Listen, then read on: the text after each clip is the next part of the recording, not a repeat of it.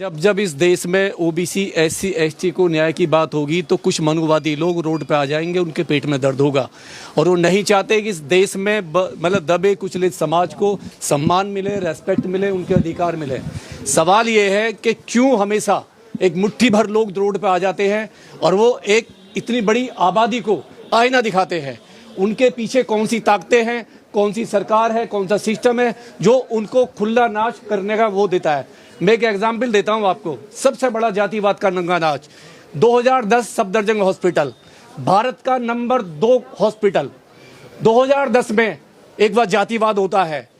35 बच्चों में से 25 बच्चों एससी एसटी के फिजियोलॉजी में, जो फिजियोलॉजी होता है सब्जेक्ट, उसमें उनको फेल कर दिया जाता है केवल इसलिए क्योंकि वो एससी एसटी थे और वो रिजर्व कोटे से आए थे। और फेल करने वाले जनरल के 4 डॉक्टर थे।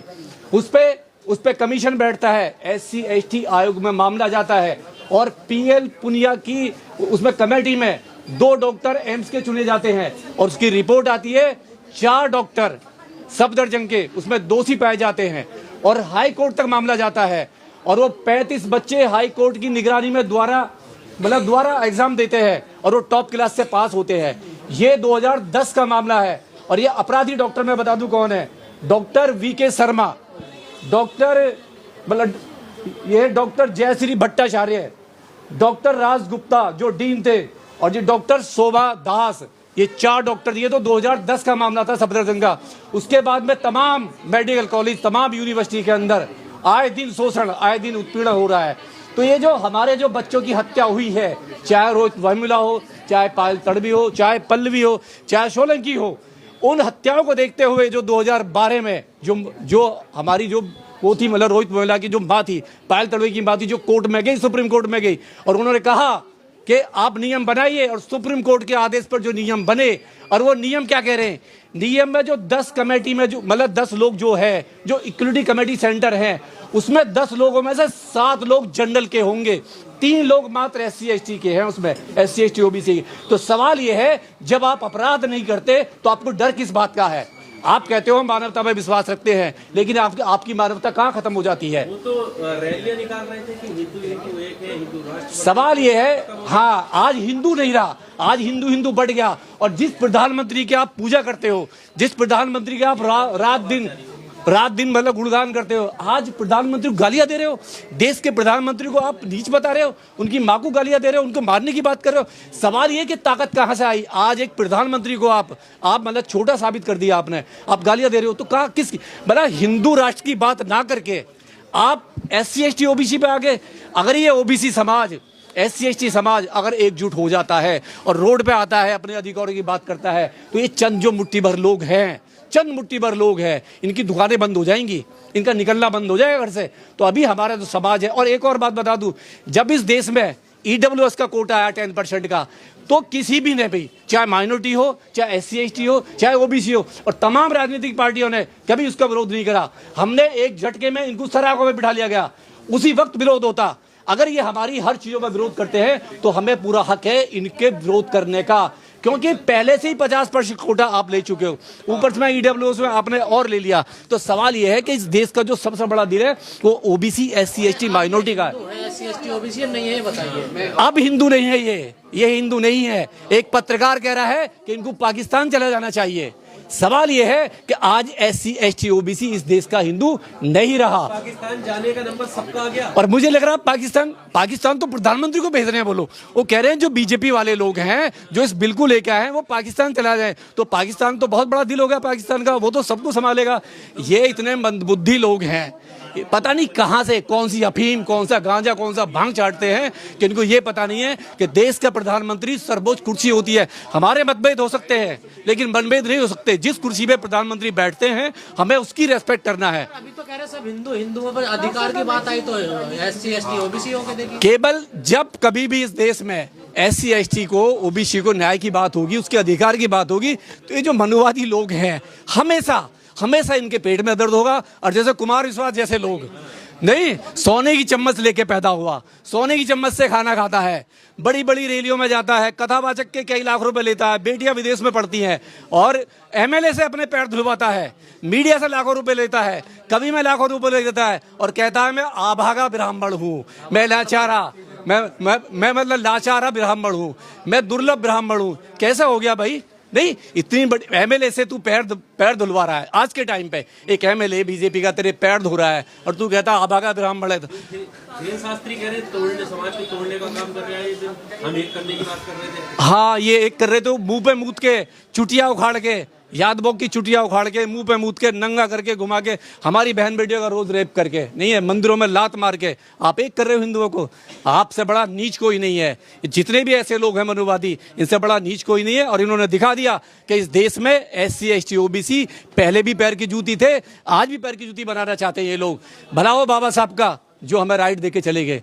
अगर बाबा साहब के हाथ में ये बिल वापस होने की बात आती है, सरकार अपना फैसला वापस लेती है, तो क्या OBC समाज सड़कों पर आएगा? क्यों नहीं आएगा? अपने देखिए सिखाया संविधान में क्या है, बाबा साहब ने सिखाया अपने अधिकारों के लिए आइए रोड पे, सरकार से डिमांड कीजिए। अगर चंद मुट्ठी भर लोग अगर वो सुप्रीम कोर्ट जा सकते हैं, रोड पे आ सकते हैं, तो ये तो हाथी वाला समाज है, ये तो हाथी वाला समाज है। चक्का जाम कर देगा, प्रधानमंत्री को, राष्ट्रपति को सोचने पे मजबूर कर देगा। और सुप्रीम कोर्ट भी जनता से चलता है, जनता की अदालत है। तैयार हैं आप लोग भी पूरी तरीके से, पूरे अपने अधिकारों के लिए। अगर हमारे बच्चों की हत्या होगी, हमारे बच्चों को फेल किया जाएगा, हमारे स्टाफ को मारा जाएगा यूनिवर्सिटी में, तो हम उनके अधिकारों के लिए रोड पे आएंगे अपने बच्चों। सवाल ये उठाएगा कि OBC को ही क्यों शामिल किया जब पहले से SC ST का पहले से नियम? तो OBC हिंदू कहाँ मानने? OBC के साथ भी शोषण हो रहा है ना। आप देखिए ना OBC के नाम पे क्या हो रहा है। OBC को शूद्र की, जब एक मुख्यमंत्री, जब अखिलेश यादव जैसों का शुद्धिकरण होता है, नहीं है तो कहाँ है? बंगला धोया जाता है तो कहाँ है? आप प्रधानमंत्री बन जाओ, आप राष्ट्रपति बन जाओ, आप किसी भी डिपार्टमेंट में चले जाओ, आप शुद्र ही रहोगे। शुद्र अभी दिखा दिया ना, क्या कह रहे हैं वो? तेली कह रहे हैं प्रधानमंत्री को, जात बता रहे हैं उनकी। सवाल यह है, आप प्रधानमंत्री को गाली दे रहे हैं अपनी की। अब तक तो महापुरुष थे, अरे विश्व गुरु थे, आपने 1 मिनट में उनको तेली बता दिया। तो हम तो विरोध करते हैं, प्रधानमंत्री जी उनको NSA लगाएं, रासुका लगाएं ऐसे लोगों पे जो लोग प्रधानमंत्री की बेइज्जत कर रहे हैं, गालियां दे रहे हैं। अपील करते हैं आपके चैनल के माध्यम से तो उसका रासुका लगाना चाहिए, NSA लगाना चाहिए और उनको पाकिस्तान भेजना चाहिए। ये तो कहते हैं मोदी का विरोध, देश का विरोध, तो किसका विरोध कर रहे हैं? हाँ, सवाल ये है, पहले कहते थे मोदी का विरोध, देश का विरोध, बीजेपी का विरोध, देश का विरोध। अब कहाँ है ये लोग? ये दोगले लोग हैं यार, ये बाहर से आए, ये इनका देश भी नहीं है, ये बाहरी लोग हैं। इस देश की मिट्टी से इनको कोई मतलब भी नहीं है। ये हाँ, ये वही लोग हैं, ये राम को नहीं, ये रावण को लेने वाले लोग हैं, ये रावण को लाए हैं।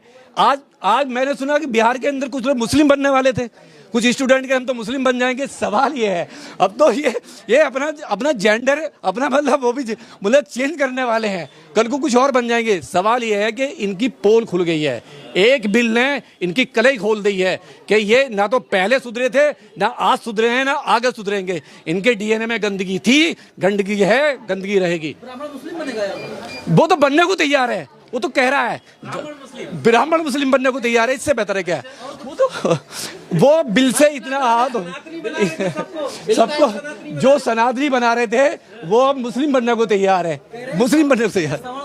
भाई मोदी हाँ, तो सही बात है, वो तो पहले से ही थे भाई। जितने हमारे खान दोस्त हैं, जितने भी हमारे खान हीरो हैं, उनके घर में किनकी बेटियां हैं आप देखिए ना, इन्हीं की बेटियां हैं, इन्हीं से शादी कर रखा है। तो पहले से रिश्तेदार हैं और हम मजबूती से हो जाएंगे। जो कन्वर्ट हो जाएंगे तो फिर तो टोपी पहनेंगे ना, उसकी टोपी गलत इस्तेमाल होगा नियमों का, कोई भी कुछ भी इल्जाम लगा देगा। मेरे कितने सारे जनरल दोस्त हैं, किसी पे भी SC ST एक्ट नहीं लगा है, किसी पे भी रेप की चार्ज नहीं लगा है। जब आप रेप करोगे, जब आप अपराध करोगे, अगर मैं भी अपराध करूंगा मुझ पे भी लगेगा।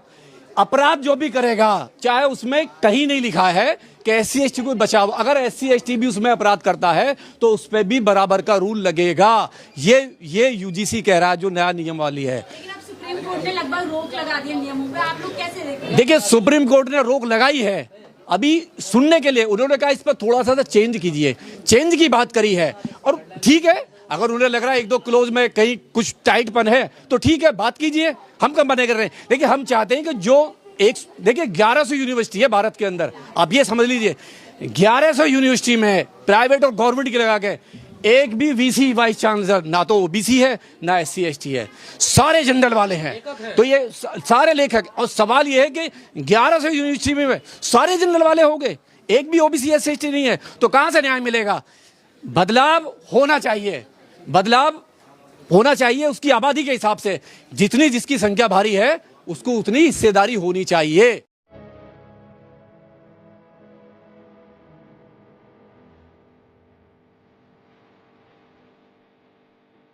ಈ ವಿಡಿಯೋ ಶೇರ್ ಮಾಡಿ, ಲೈಕ್ ಮಾಡಿ, ಸಬ್ಸ್ಕ್ರೈಬ್ ಮಾಡಿ.